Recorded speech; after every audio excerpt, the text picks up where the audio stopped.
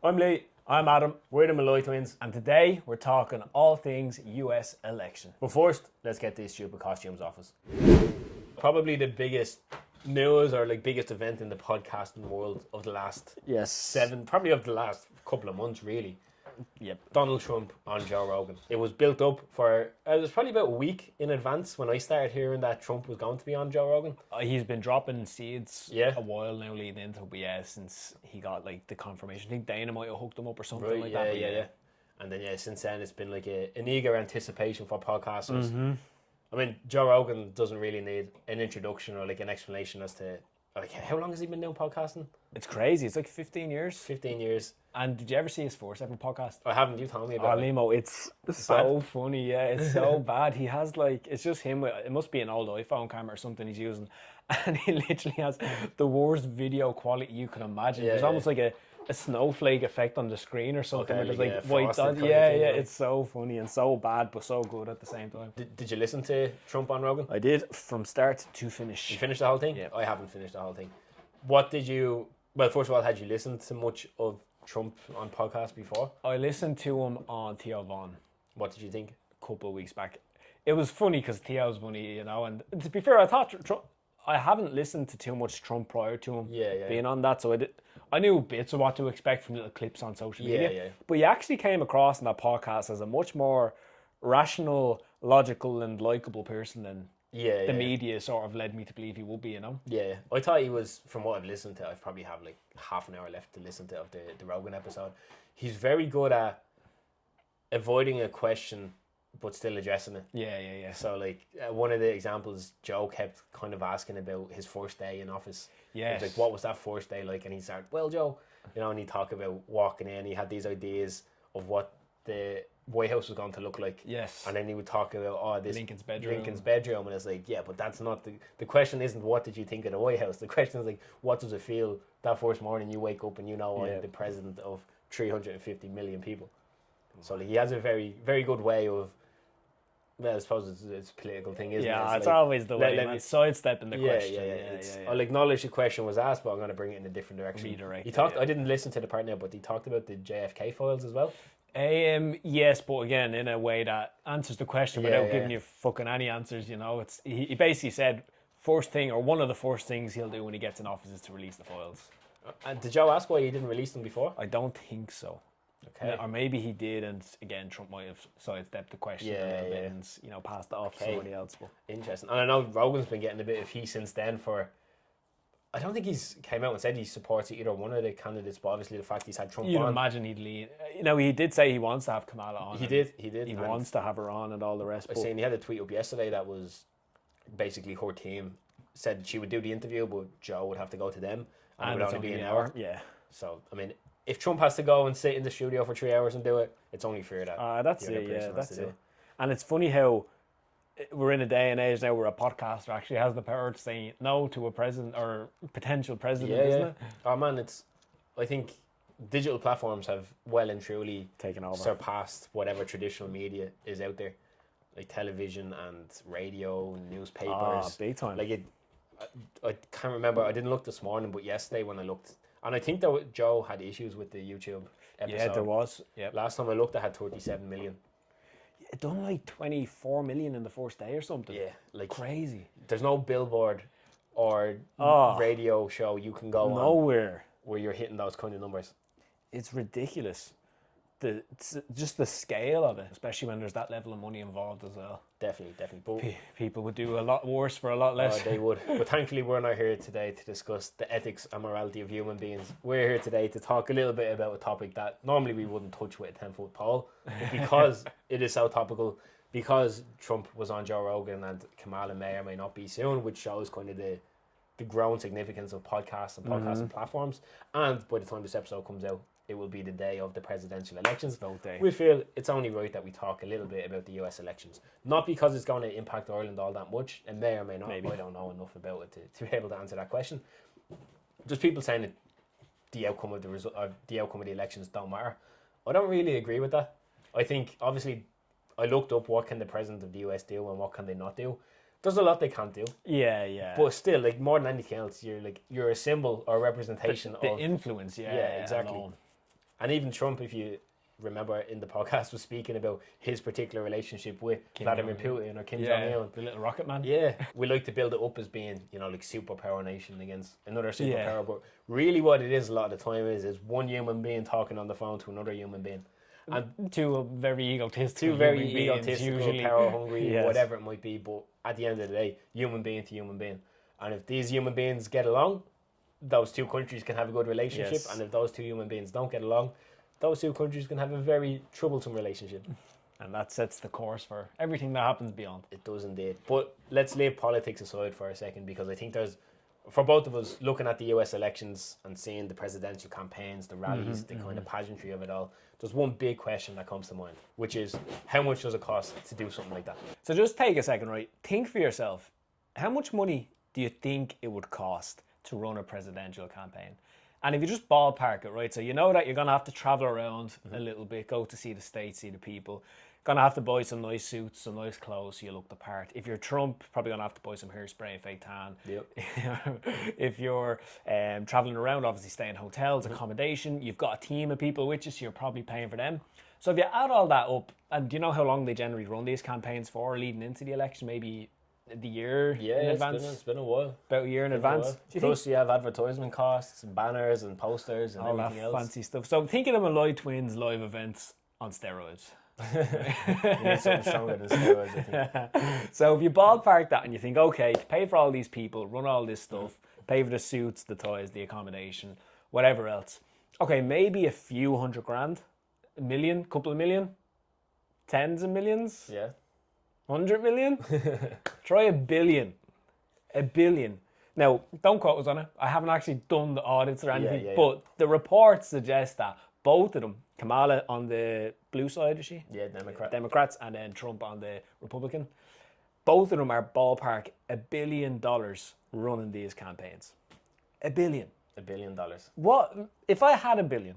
I would not be running. I'd be running to an island somewhere away from everyone and just like setting up shop and staying away. But these boys and girls want to obviously be president of the United States, which is fair enough. The question is, firstly, where do you get $1 billion to run to be president? Who's paying for this? Is it Trump out of pocket?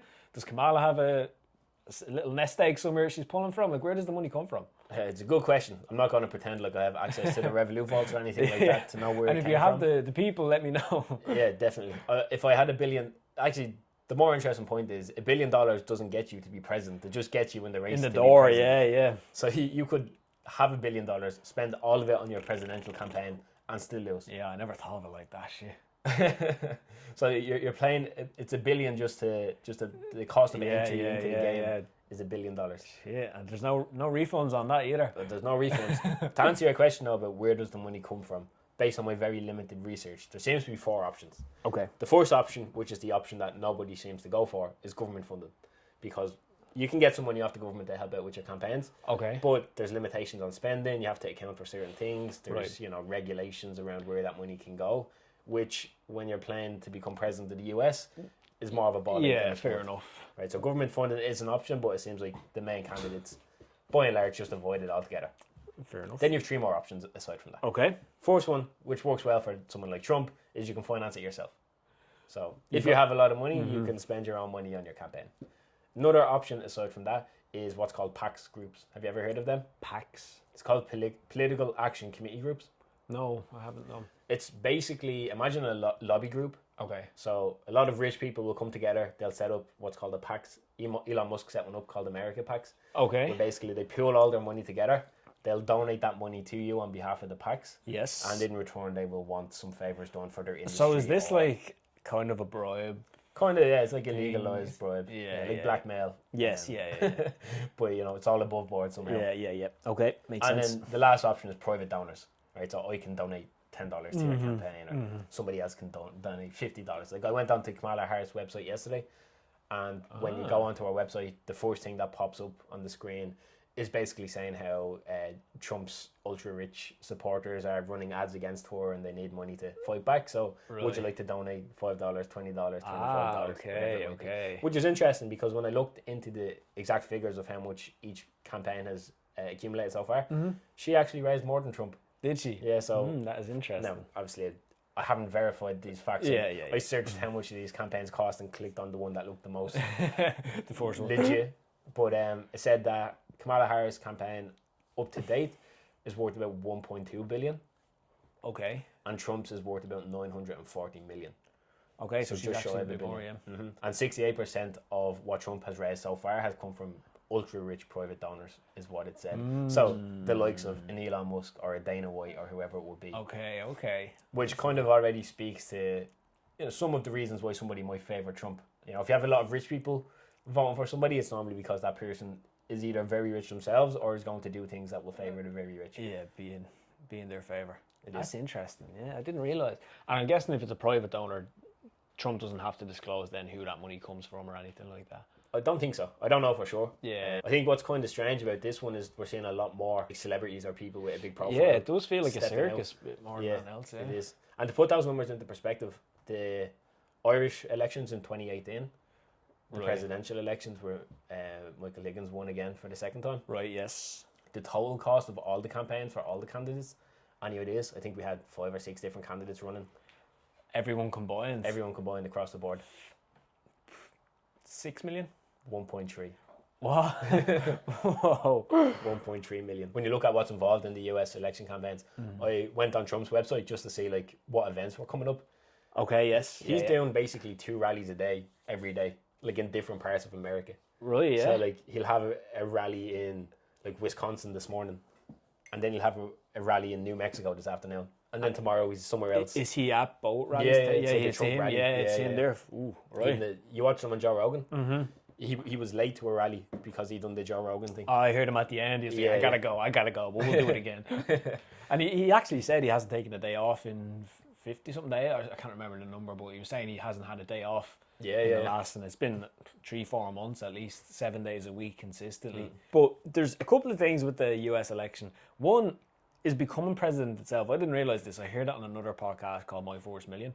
Turns out being president of the US is actually quite a dangerous job. I can't remember the exact statistics, but in terms of deaths by assassination and stuff like that at present, it's right up there with lots of other jobs that you think are way more dangerous than that. Because obviously there hasn't been loads of presidents because they all have terms and stuff. I think if you break it down, it's been I don't know, maybe 10 presidents that have been assassinated or something over the course of their time. So when you do it on a percentage basis, it's actually a dangerous enough gig. Yeah, but I think the next president will be the 47th or something like that. Yeah, that's right. Yeah. So 10 out of 47 is...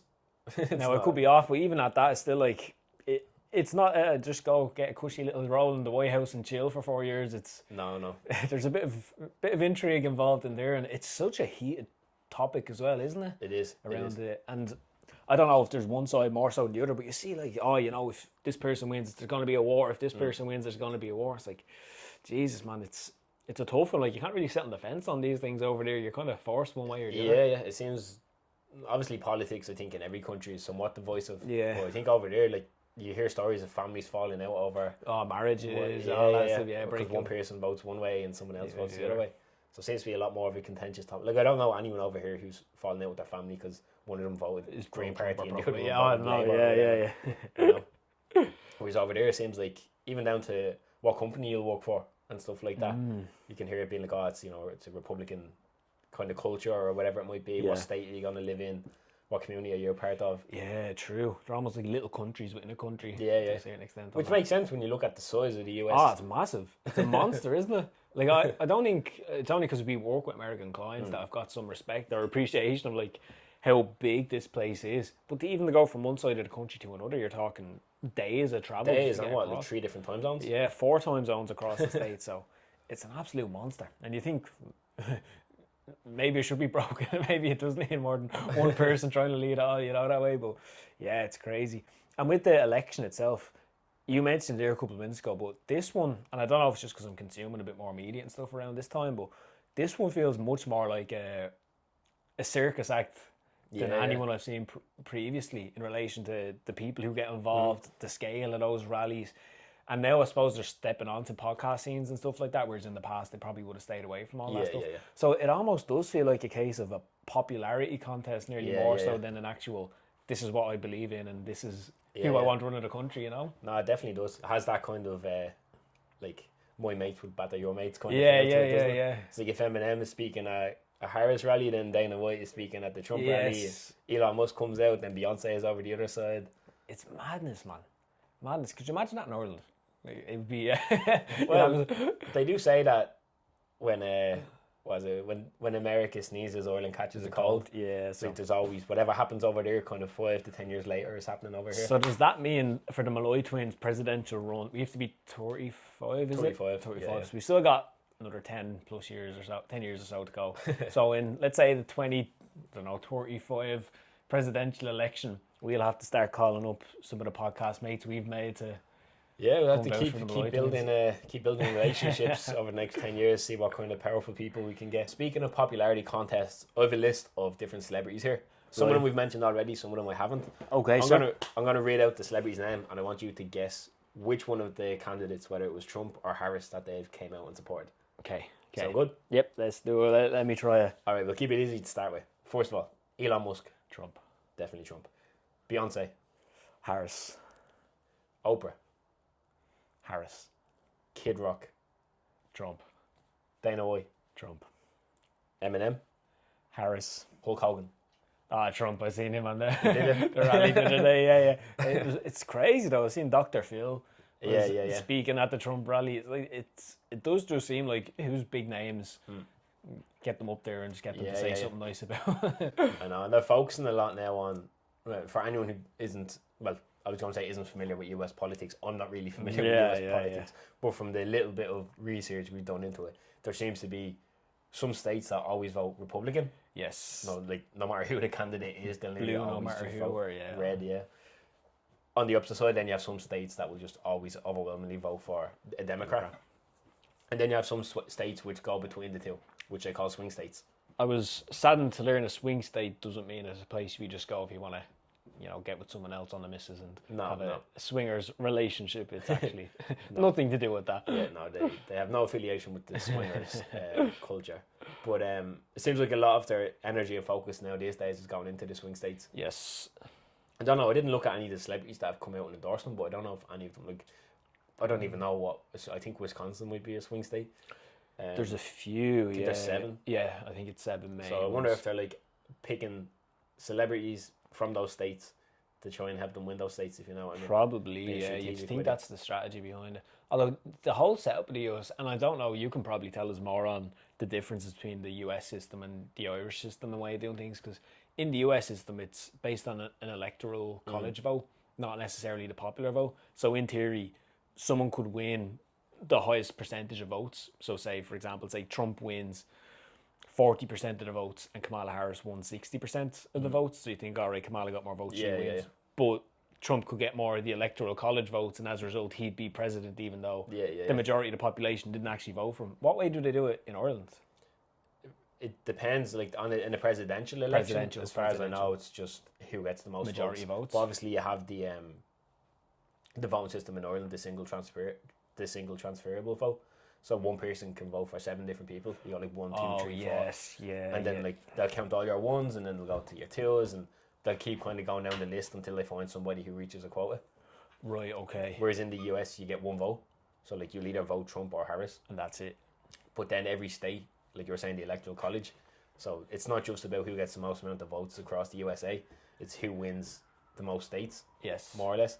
And every state, if it's a bigger state, it will have more votes in this electoral college. So you're trying to be strategic with what vote you win. Because, for example, I'm just making these numbers up, but Texas has a lot of people in it. Yeah. So imagine winning. Texas is worth 50 votes in the electoral college. But then say New York and Idaho. Maybe New York has 30 and Idaho has 10. So you could win those 2, which would be 40. Yeah. But you've still got less overall votes in the college than Texas. Yeah. So again, I made up all those numbers just to demonstrate the point. But it's not just about who's the most popular candidate. It's what states did you win and how many votes does that state get you in the electoral college to help you win the overall election. Okay. It's mad, isn't it? You'd think, keep it logical and simple, whoever wins the most votes becomes president, and that's majority rules, but maybe not. No. To be fair, I don't think any political system is designed to be fair. Well, is perfect nor fair, that's probably a good show, It's designed, whoever made the system designed it in a way to that keep themselves in power, gives them the best chance of looking for while still giving them the leg up to try keep the status quo. All right, Lemos, you asked me the question of, these are celebs, who do you think they're backing? I want to flip it and ask you a question. We can both kind of answer it, though. If you could pick 5 celebrities from anywhere across the world to come out and endorse the Malloy twins, who would you pick? If you pick 2, I'll pick 2, and then we can... Okay. Well, we got our first celebrity endorsement a few weeks ago that we never asked for, of Conor McGregor. We did, actually. So we can put that down as 1. Right, that's the one. So we need 4 more. My 2, we've only got 1-1. Go on then, Back and forth. we'll see. Yeah, we'll see how it goes. All right, I would go for Mike Posner. Been listening to a lot of Mike Posner stuff lately. He was actually on My First Million recently. I haven't listened to that one yet. But, cool guy. A lot of people probably wouldn't care for him or what he has to say. He's in like a kind of spiritual part of life now. Most people probably just remember him from that song, You're Cooler Than Me. Or Took a Pill. Or Took a Pill and Ibiza. Yeah. But no, he's a different guy these days. But I find him interesting and I enjoy listening to his stuff. So I think I'd appreciate if he came out as a Malloy Twin supporter. Love it. I'll go Rogan. Joe Rogan? Joe Rogan, yeah. Yeah, that'd be the ultimate stamp of It approval. wouldn't it? Just because he is the OG when it comes to podcasts. But also, I'm a fan of him. I like his stuff. I like his content. I think it'd be cool to have him in our corner, and being endorsing the Malloy Twins. So we'll go. So we've got McGregor in the bank already. We've got Posner. We've got Rogan. We need 2 more. Next one, I will go with, and still not very, well, he's well known in certain circles, Jesse Itler. Most people listening to this probably haven't heard of Jesse Itler, or may have heard of him but wouldn't know much about him. Yeah. But he's an interesting guy. He lives his life in a very kind of intentional and unique way. And I think he speaks to the kind of message that we'd like to put out with the podcast in terms of finding that balance in life between living on your own terms and chasing success and money and all those other things too. So I think that'd be a nice one to have. All right, our last one is going to be someone who has probably more pull in the social world than probably a lot of other people, to be honest, Limo. It's Cristiano Ronaldo. Young Adzi inside of me was a Ronaldo fanboy, so no, it has to be done. I think it wasn't just young Adzi. Young and not so young Adzi. Yeah. May still sleep in Ronaldo pajamas, but he was my footballing hero growing up. Loved him as a United player and all throughout his career. I think if he's backing your campaign for the Malloy Twins, I mean, I don't know what a social media following is, but it's bleeding massive. So that's going to help a lot. But beyond that, just to hear him say the words that he's a fan would mean a lot for him. Yeah. A fan of that's a good tactic. I didn't even consider following size. Yeah. If we're going down that, maybe who's the most followed on YouTube? Mr. Beast?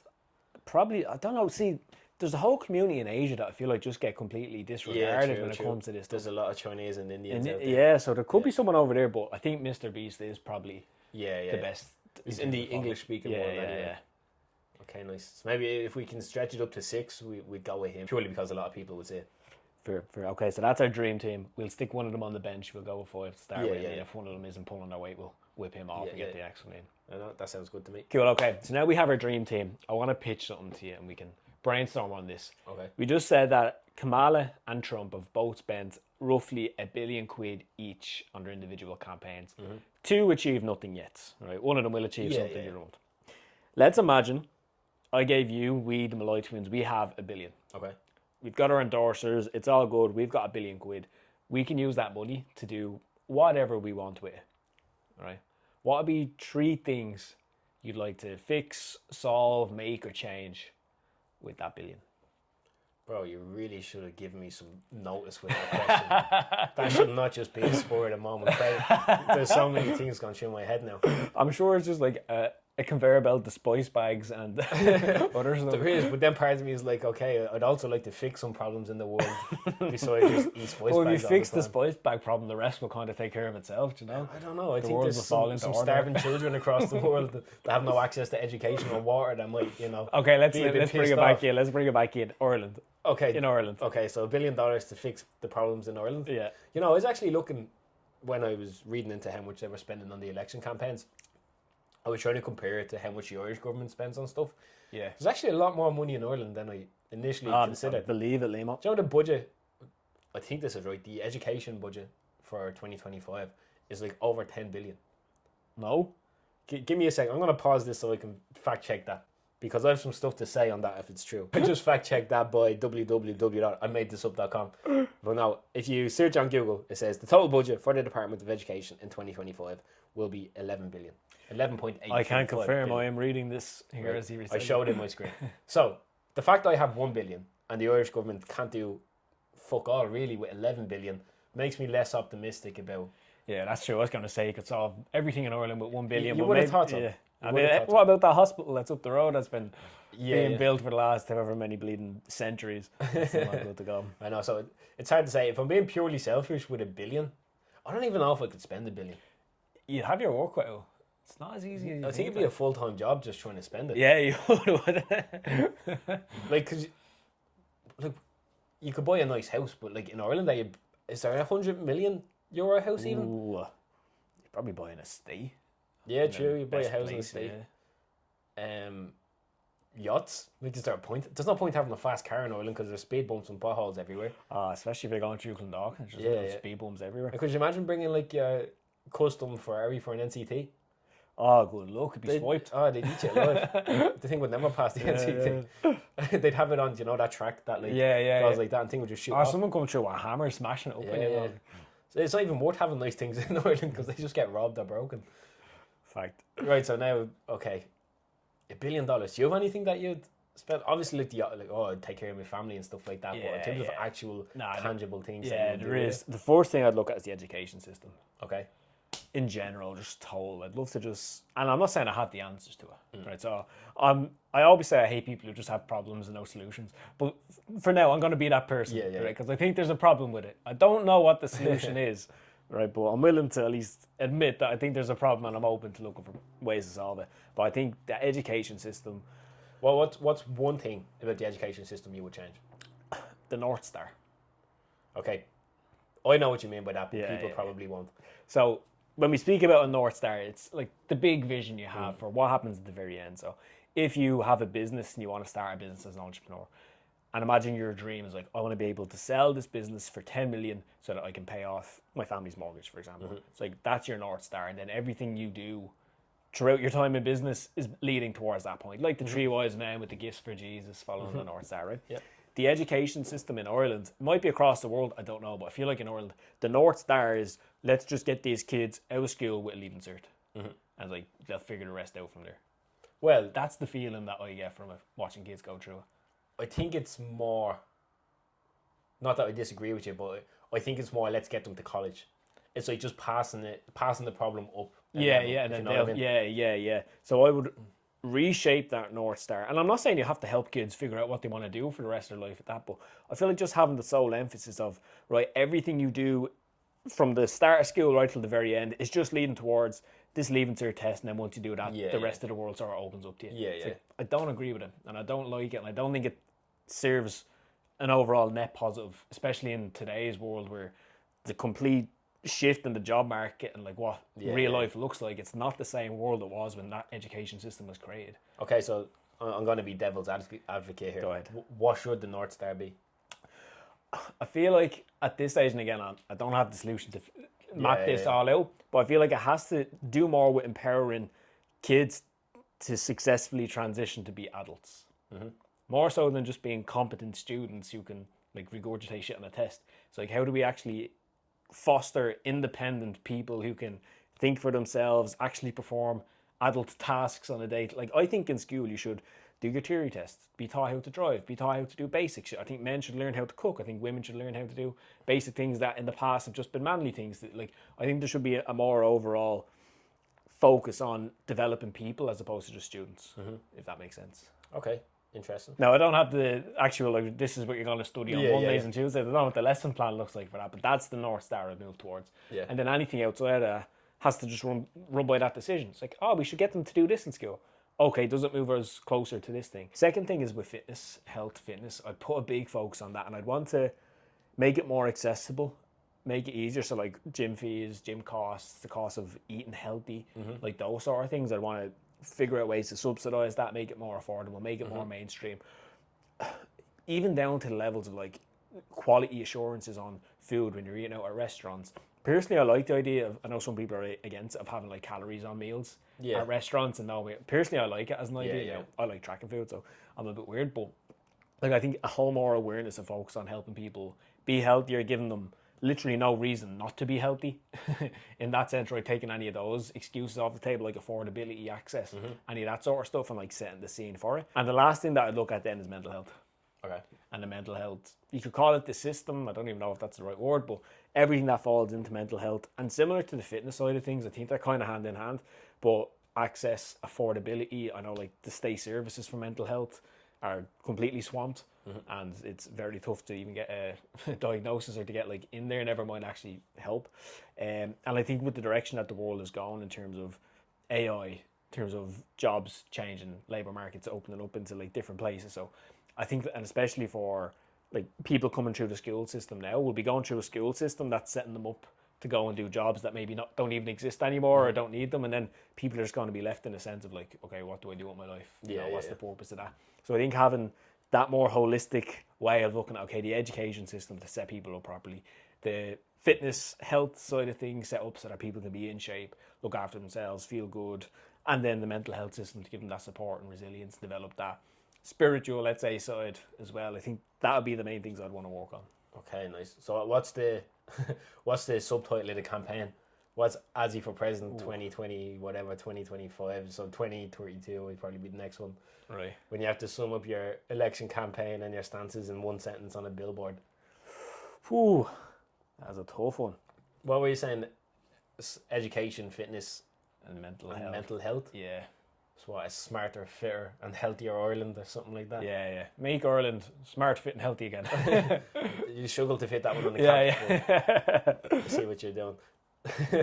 But that's, if I had the £1 billion, I'd probably spend about 100 grand on that and park the rest off myself. Yeah, no, that's fair. That's a very Irish politician way of solving the problem. You'll fit in well. But like, what? Okay, if there was, you have your magic wand. Yeah. Right. There's one problem in Ireland you can fix, just one, and like it's a single problem. It's not like I would erase mental health problems. Because that's multiple problems. It's like a single thing. I would make sure every child has food in their belly at night, or I would get rid of every politician or whatever.